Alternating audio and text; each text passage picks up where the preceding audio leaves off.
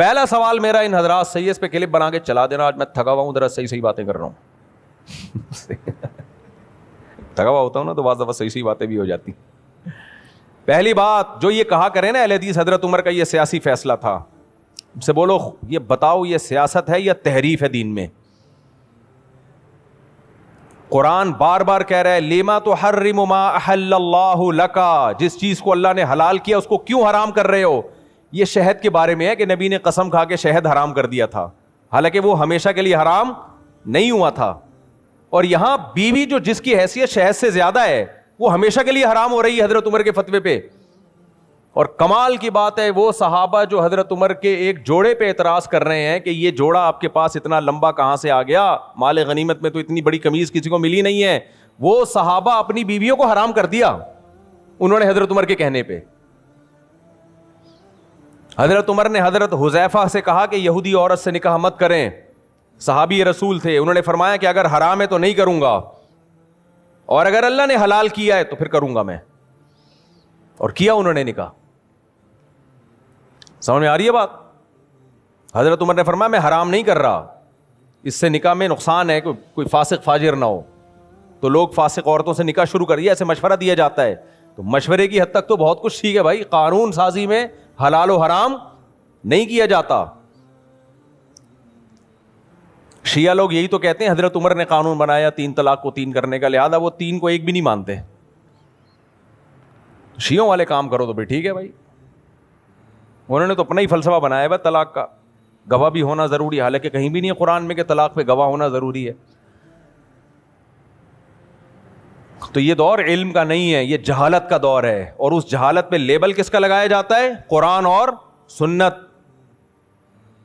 تو پہلا اشکال یہ کہتے ہیں ایکچولی وہ حضرت عمر کا سیاسی فیصلہ تھا.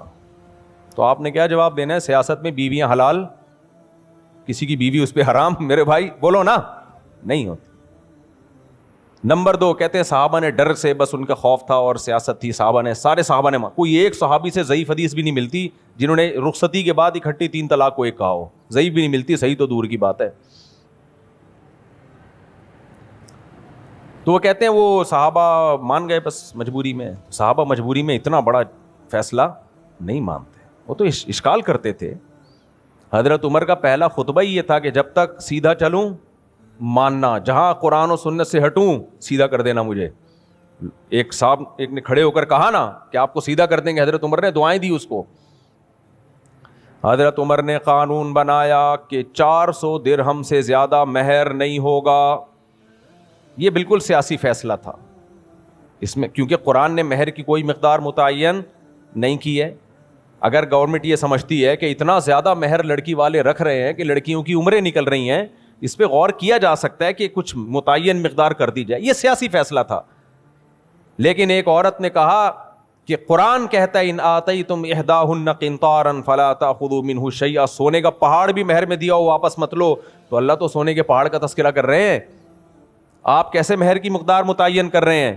حضرت عمر جواب دے سکتے تھے کہ اللہ نے یہ تو نہیں کہا کہ سونے کا پہاڑ دو, وہ تو ایک مثال دی ہے کہ اگر سونے کا پہاڑ بھی مہر میں ہے تو طلاق کے بعد وہ واپس نہیں لیا جا سکتا. لیکن اس کے باوجود حضرت عمر اپنی بات سے پیچھے ہٹ گئے اور فرمایا اخطأ رجل واصابت امرأۃ, عورت نے درست کہا اور مرد سے غلطی ہو گئی. نہیں آئی میرا خیال ہے بات؟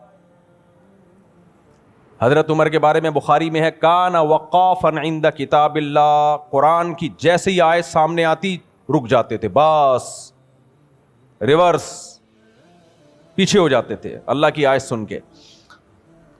تو کیا ان کے سامنے یہ آیتیں نہیں تھی الطلاق مرتان, جس کا اہل حدیث لوگ اپنی طرف سے ترجمہ کرتے ہیں کہ طلاقیں 2 مہینے میں 2 مرتبہ ہیں. کہاں سے 2 مہینے لگا دیے تم نے یار؟ فَإِن طَلَّقَهَا فَلَا تَحِلُّ لَهُ مِن بَعْدُ, قرآن کہہ رہے تیسری طلاق دے دی بیوی حلال نہیں ہے. قرآن نے تو نہیں بتایا کہ اسی وقت دی یا اگلے مہینے میں دی, یہ تو کوئی قید نہیں ہے قرآن میں. کہہ رہے نہیں مرتان, مرتبہ ہے نا, مرتبہ کا مطلب ایک مرتبہ پھر دوسری مرتبہ. حدیث میں آتا ہے, بخاری کی حدیث ہے, جو 33 مرتبہ سبحان اللہ کہتا ہے نماز کے بعد,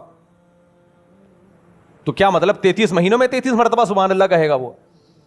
اس لیے بیچارے اللہ معاف فرمائے بس ان کا ہوگا کیا آخرت میں. سعودیوں کو فالو کرنے کا نتیجہ ہے یہ. یا تو تم اپنا امام اللہ رسول کو بولتے ہو, فتوے تم وہاں سے لے کر آتے ہو.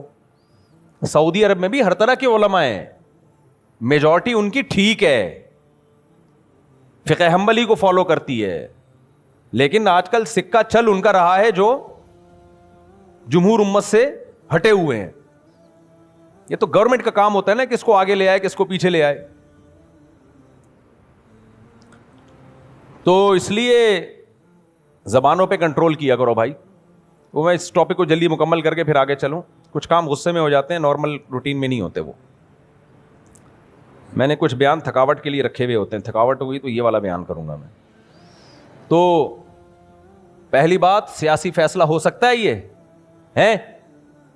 نہیں ہو سکتا. یہ تحریف ہے, یہ سیاست نہیں ہے. بیوی کو حلال حرام کر دینا یہ کیا ہے؟ دین میں بدترین تحریف ہے. اور اگر یہ نہیں ہے تو پھر تحریف کسے کہتے ہیں بتا دو بھائی. آج کوئی خلیفہ اٹھ کے بولے ایک بھی نہیں ہوتی, تو کیا مان لو گے اس کو؟